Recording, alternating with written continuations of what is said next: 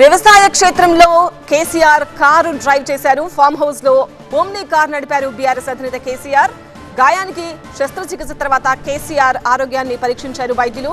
అయితే ఒకసారి కారు నడిపి చూడాలంటూ సూచించారు డాక్టర్లు. డాక్టర్ల సూచన మేరకు కార్ డ్రైవ్ చేశారంటున్నారు బీఆర్ఎస్ నేతలు.